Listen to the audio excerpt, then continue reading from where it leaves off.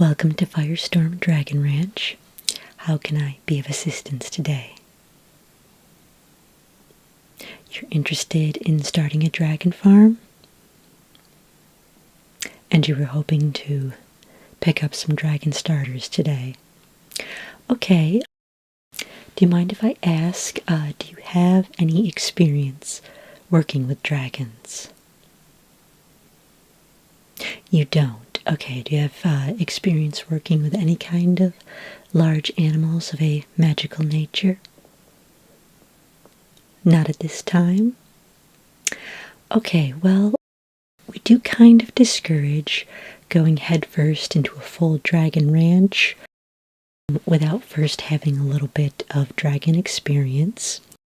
There are certain challenges and skill sets that are unique to dragon ranching, so it is advisable to start with, maybe just a few dragons, 1, 2, 3, something like that. Wouldn't advise more than 3 for your first run, and, raise them up and see how well you do on all of that before you decide to, get dozens of dragons for your farm. Because it can be a little overwhelming if you just jump right into it. What exactly prompted you to want to start a dragon farm? A love of dragons? Okay. I'm assuming you're aware that they can be rather costly to keep a lot of dragons. You are aware of that. Okay, well, in that case, do you have a secondary plan for your ranch? Something other than just your own personal joy, which is commendable because that is certainly an important factor in any successful dragon ranch. You really need to love the work you're doing and the creatures that you're working with, otherwise it just rarely works out very well. So it is good that you already have a love of dragons, but a secondary reason is always good, and most people who want to start an entire farm do have some sort of business plan in order for it, in order to turn a profit. Are you thinking of, raising dragons for medicines? Yeah, they tend to regularly shed their scales, and, the scales can be ground up into various potions and powders and things like that. And, just different things, their toenails. You can draw blood from a dragon without harming it. And of course, dragon's blood is a very potent ingredient in, just a myriad of potions. So you can certainly strike up some bargains with some apothecaries to sell the blood from the dragons that you're raising, things like that. You can, of course, raise specialty dragons for emotional support dragons. Yes, so this would be anyone, looking for an emotional support dragon. You can raise them specifically for that purpose.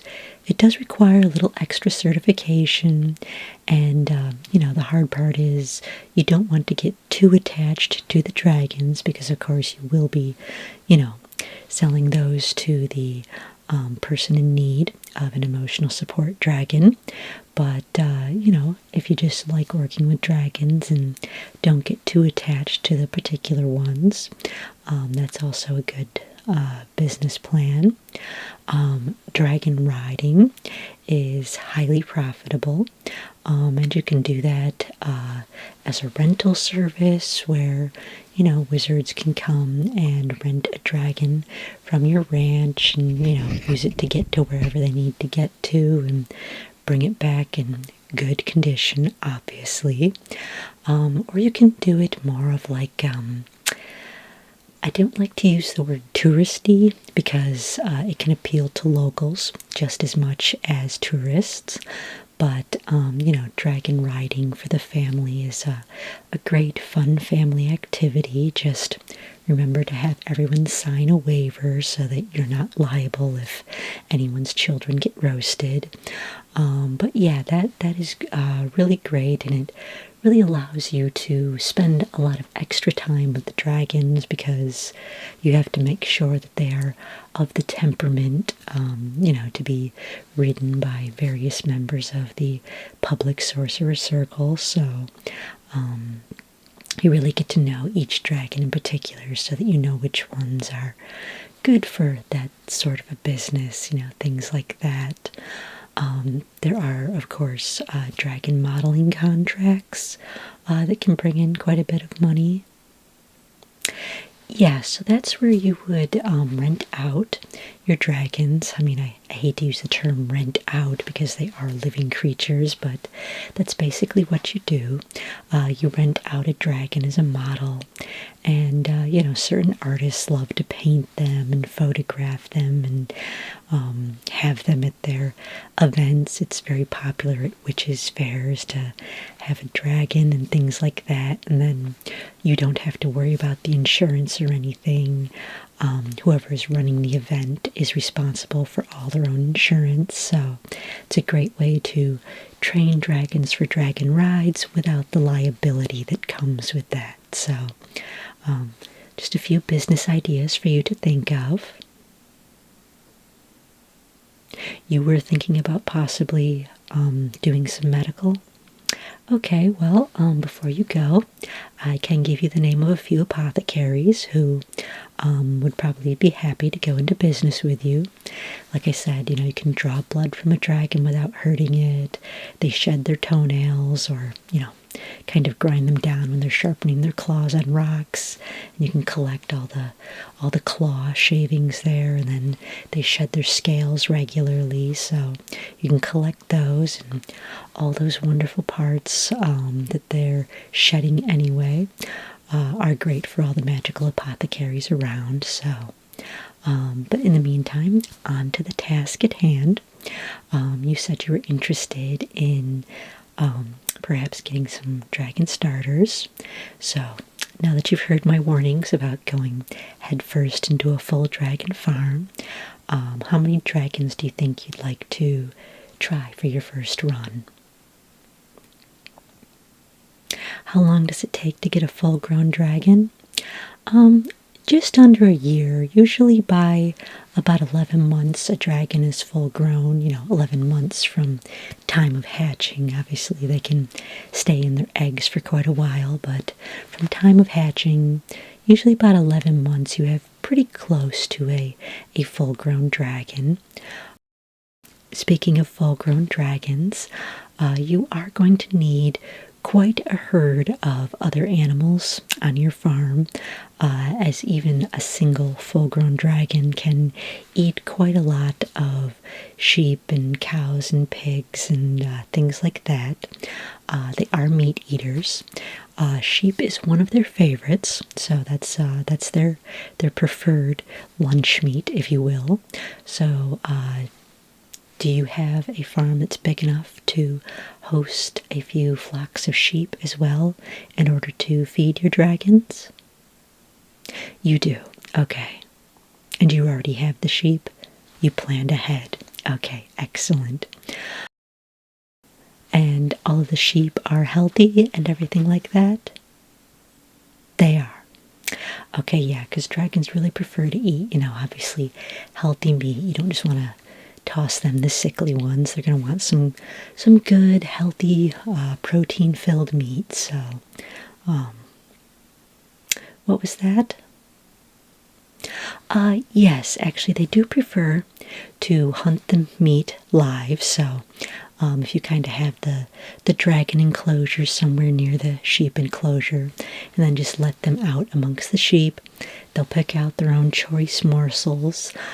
It does kind of make feeding time easy because you don't have to do any of the work yourself. It saves time, no butchering, anything like that.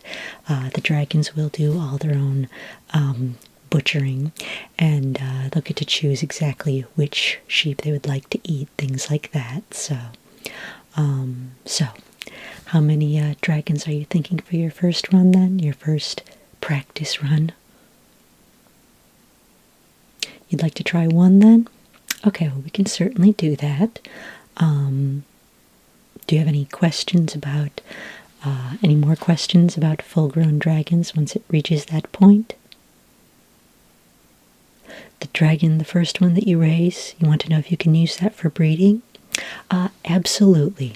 When you come back for more dragons, we can get you some from different stocks, so they won't be from the same bloodline. And then you can certainly use your first dragon as either a mother or a stud, depending on what it turns out to be. Or if you have a preference, if you get a hatchling, we can either give you a male or female dragon, depending on which you would prefer as your first starter dragon to start your own dragon herd, so that certainly is no problem. As far as starting dragons, would you prefer to have a hatchling or perhaps a dragon egg that you will hatch yourself? What's the difference?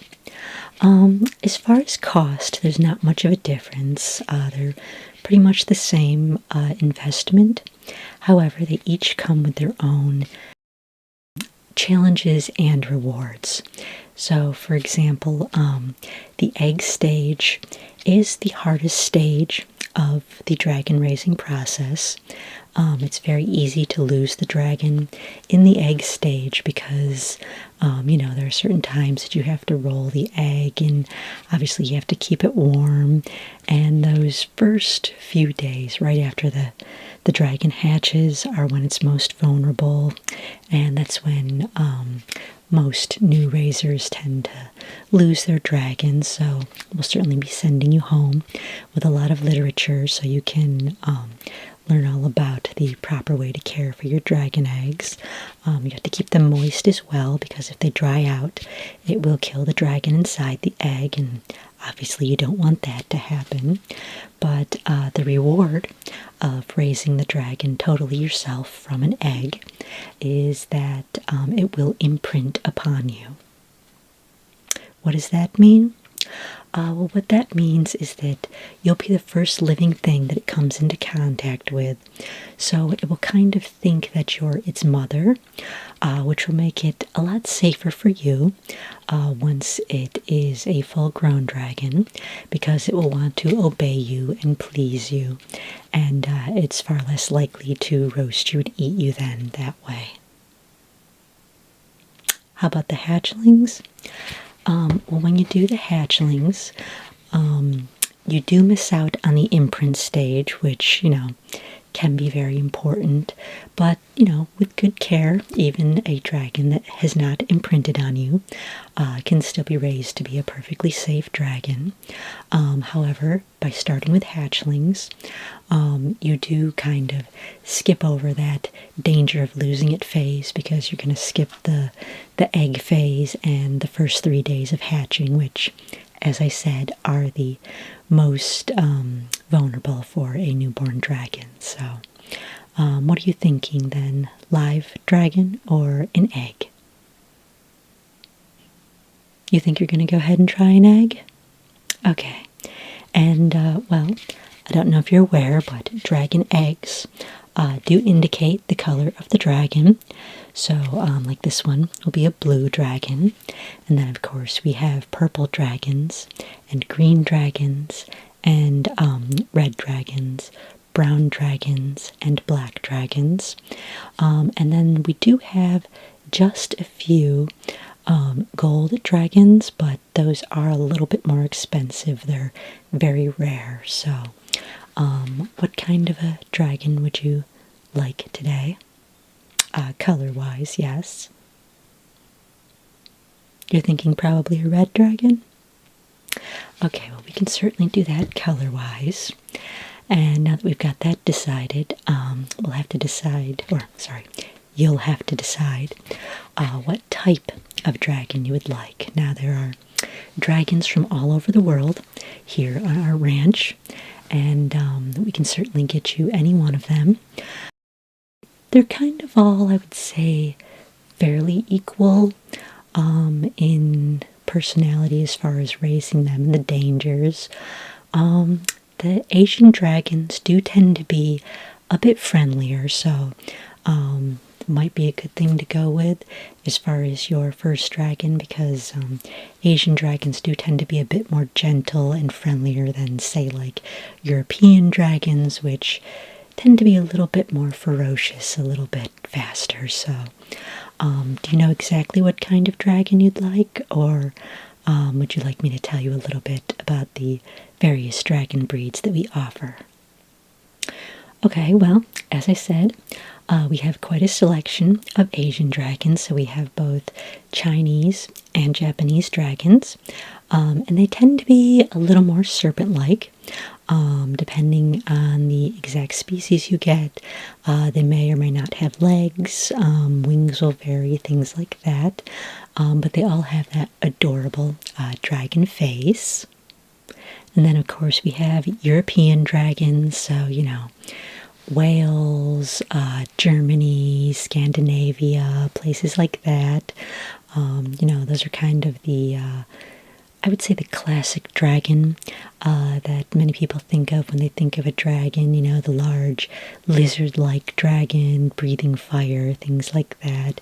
Big wingspans, powerful limbs. Those would be the classic European dragons. And then we do have some West African dragon eggs. Those are very similar to Asian dragons in that they're more serpent-like in their form. And then Mediterranean dragons as well. Also one of the serpent-like dragons, but they are absolutely adorable. And then we have some American dragons from various places in North, Central, and South America. And the American dragons tend to be a little more avian in their appearance, a little more bird-like, so there's a lot of feathers on the American dragons. And then, of course, we do have a few Mesopotamian dragons as well.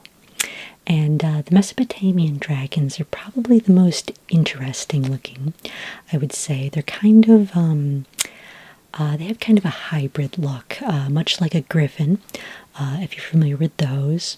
The Mesopotamian dragons tend to, kind of have limbs that could be reminiscent of other animals, kind of that hybrid look. So you just want to watch out for the scorpion stinging tail on those. So what kind of a dragon sounds good to you?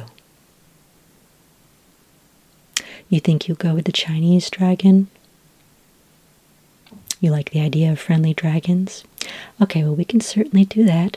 We'll get you a red Chinese dragon egg before you go. Do you happen to have an incubator on your farm already? You do. Okay, excellent. And is that all set to keep the egg moist as well as warm? It is? Okay, great. And what temperature does it reach?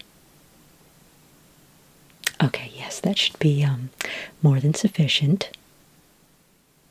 And is your ranch located like way out in the country, or is it a little closer to like, other human settlements? It's way out there? Okay, well, in that case, you can probably, you may not even need an enclosure for your dragon. You can kind of just let it free range, and it will pick off sheep as it pleases. And I don't know if there's any rivers near you, but sometimes they'll dive and grab large fish, things like that. The reason why we don't recommend this if you're in any kind of a settled area is because it can kind of make the neighbors nervous. In fact, they really have nothing to worry about in truth, but because dragons really don't prefer to eat humans. They're kind of a low value nutrient, so they really prefer like sheep or fish or, other livestock animals. So As long as you don't have any humans settlements too close to you, I would definitely recommend letting the dragon free range. Again, getting a Chinese dragon, they tend to be rather friendly and things like that, so you're far less likely to have any neighboring problems either. So okay, that's an interesting idea. Yes, I do know a few people who did go into business as a breeding ranch, where they specifically chose to rent out either mother or stud dragons, and they did very well. So if that's something you'd like to pursue, it could actually, in fact, be quite profitable. One thing about getting a dragon egg is that you're not going to know what gender your dragon is until it hatches. So if you were like hoping to rent out a stud, and you end up with a female dragon, that might put, the kibosh on that plan. But a hatchling, obviously, you would be able to tell. You're fine with whatever it is, because you're going to get more in the future. Okay, yeah, that's fine then. Why don't we just head back to the stables, and we'll find you a nice red Chinese dragon egg to take home, and you can get that hatching, and of course I'll send you home with all the necessary literature as well. And if you have any problems or any questions, please don't hesitate to send us a message. We are available 24/7 for any questions you might have, and we do also have a 24/7 veterinary clinic right here at the Firestorm Ranch. So when your dragons get old enough that they need their shots and their checkups, you can bring them right here, and we can take care of everything. Okay, well, welcome to the wonderful world of dragon raising, and I wish you many wonderful burn-free years of success. Okay, let's just head back.